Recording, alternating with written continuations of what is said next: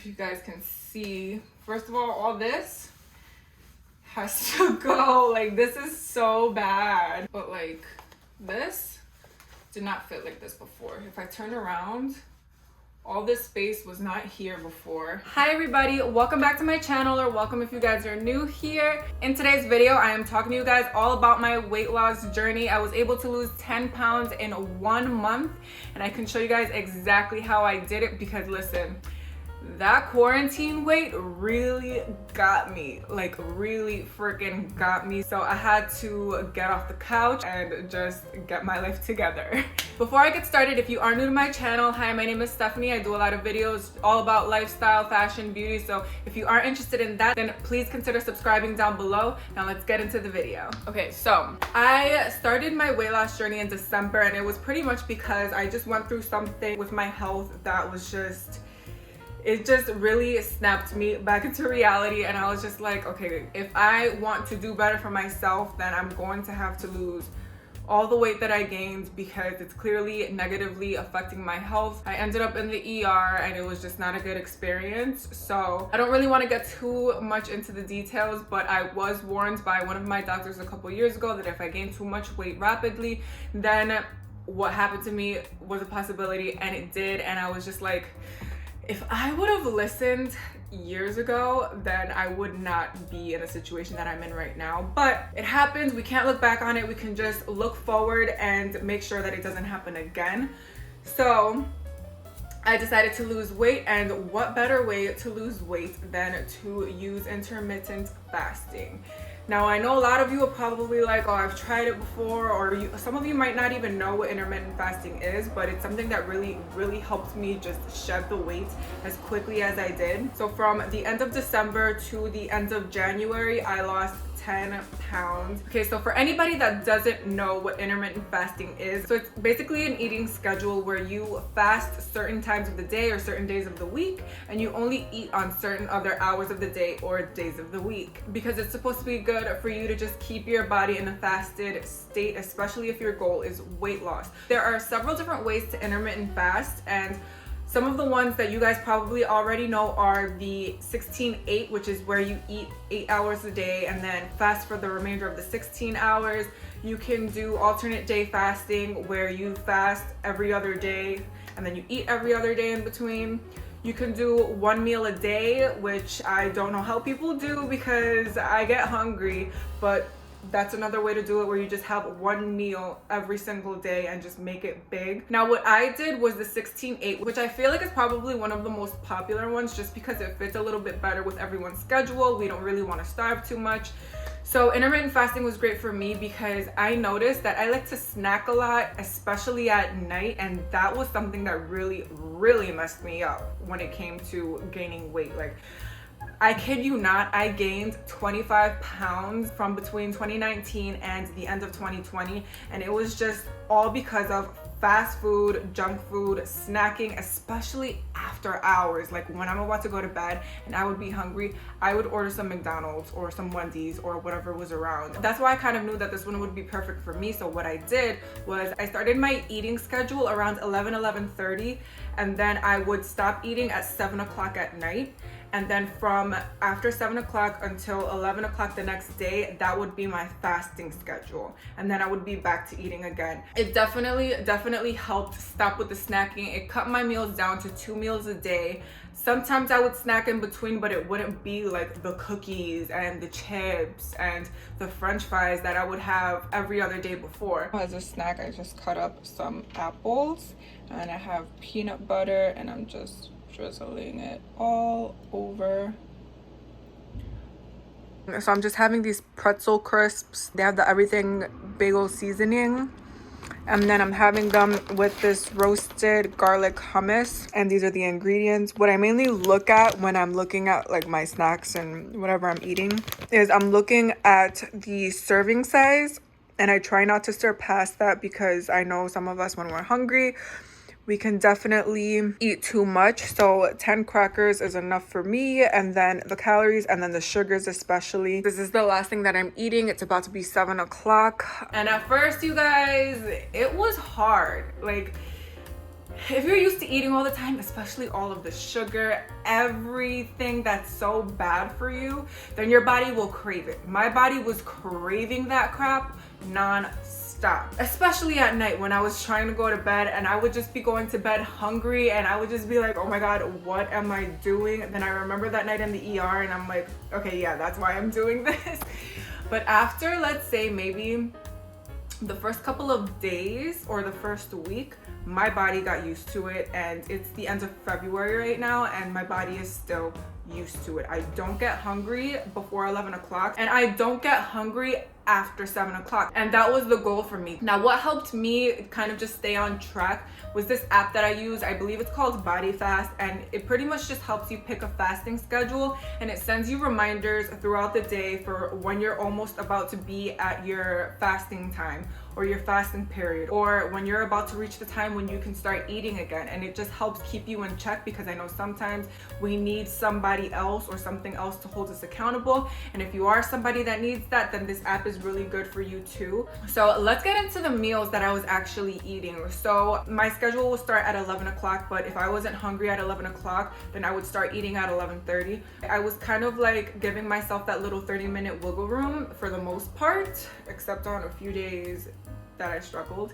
But for breakfast, I would pretty much have my toast with peanut butter, slices of banana, and honey drizzled all over it, or I would have my own avocado toast. I would have the avocado toast, and if you have avocado toast along with lemon water, oh my gosh, it kept me full for like hours after I had the meal. Then in between, when I knew that I would be so hungry and would want a snack and would want to get those cookies, what I pretty much did was just get cases and cases of just water bottles.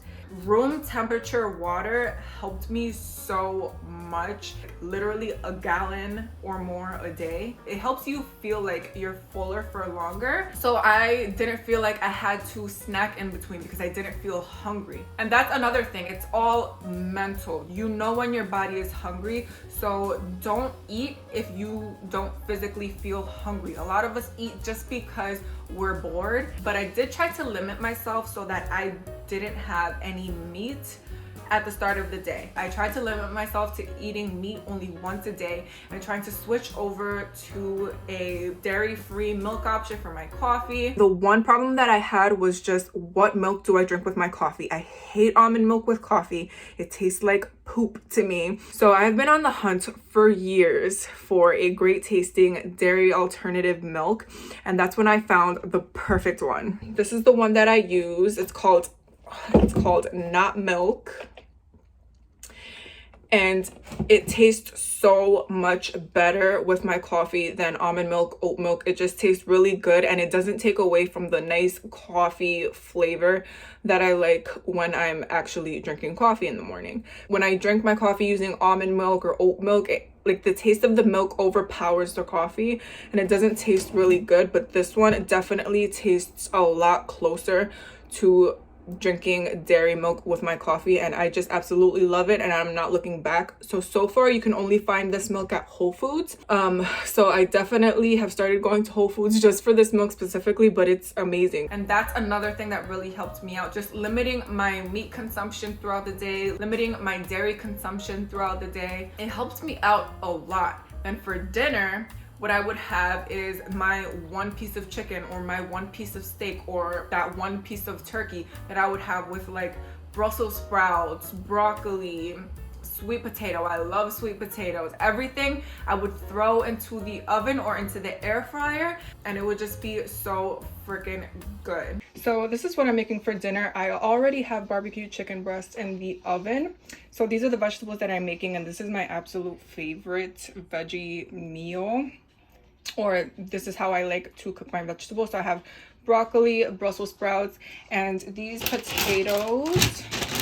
They're the mini yellow Idaho potatoes. And the way that I seasoned all of this stuff, so the broccoli and the Brussels sprouts, I seasoned pretty much the same with this pink Himalayan salt and black pepper. But what I also did was take a lemon and pretty much squeeze it all over this so that I can cook with it. And if you haven't had your vegetables this way, then you need to try it because it just comes out so good. So I sprinkle the lemon juice all over before and then afterwards as well, because I really love the taste of the Brussels sprouts and the broccoli with the lemon juice. And then for the potatoes, I seasoned it using this adobo seasoning.